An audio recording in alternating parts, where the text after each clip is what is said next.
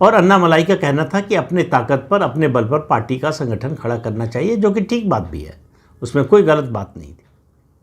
लेकिन उसके लिए काम करना पड़ता है ज़मीन पर।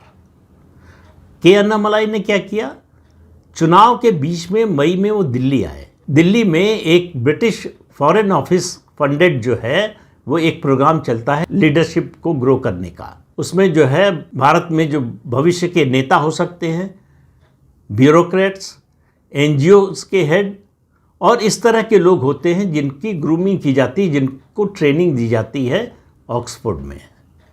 ऑक्सफोर्ड फंडेड नहीं है, ऑक्सफोर्ड चलाता नहीं है, उस तरह से ट्रेनिंग देता है। लोकसभा चुनाव के बाद वो लंदन चले गए, सितंबर में गए और दिसंबर में लौट कर आए। 12 हफ्ते का प्रोग्राम था, वो करके आए। ये प्रोग्राम यूके फॉरेन ऑफिस चलाता है, कॉमनवेल्थ एंड डेवलपमेंट का प्रोग्राम है। जैसा मैंने बताया कि यूके का फॉरेन ऑफिस फंड करता है, मतलब भारत में अपने लोग तैयार करता है। अंग्रेज़ भारत से चले गए, लेकिन उनका जो कम्युनिकेशन का सिस्टम है, उनके जो लोग हैं, उनको तैयार करने का कार्यक्रम अब भी चल रहा है।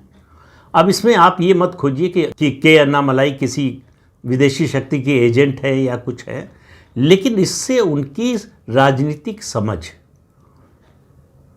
उस पर ध्यान दीजिए और उनका जो पॉलिटिकल विजन है उसके बारे में सोचिए। वो दुनिया की सबसे बड़ी राजनीतिक पार्टी के प्रदेश अध्यक्ष थे और इस प्रोग्राम के लिए गए।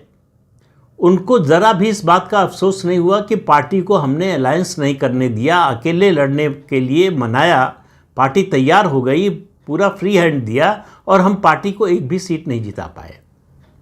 अब उनके बहुत सारे समर्थक आ गए। आप अगर देखें इन दिनों ख़ास तौर से अंग्रेज़ी मीडिया में अन्नामलाई के बारे में ऐसे बात हो रही है जैसे वो सुपरस्टार हो, कोई देवदूत हो जो ऊपर से उतर कर आए थे और बीजेपी का उद्धार करने के लिए तमिलनाडु में, और वो चले जाएंगे तो बीजेपी डूब जाएगी। तमिलनाडु में वैसे भी बीजेपी का कुछ नहीं था। आज भी बीजेपी वहाँ फ्रिंज प्लेयर है, मेन प्लेयर न पहले थी, न अन्नामलाई के आने के बाद हुई और न अन्नामलाई के जाने के बाद। तो भारतीय जनता पार्टी पर कोई खास असर नहीं पड़ने वाला है। अन्नामलाई के समर्थक कुछ जो भाजपा में आए होंगे वो हो सकता है ज़रूर चले जाए। भाजपा एक कैडर बेस्ड पार्टी है, वो नेता के साथ नहीं जाती। वो कह रहे हैं कि कल्ट की पॉलिटिक्स जो है वो हम नहीं पसंद करते। उनको मालूम नहीं है कि भारतीय जनता पार्टी में कल्ट की पॉलिटिक्स चलती नहीं। बड़े बड़े नेता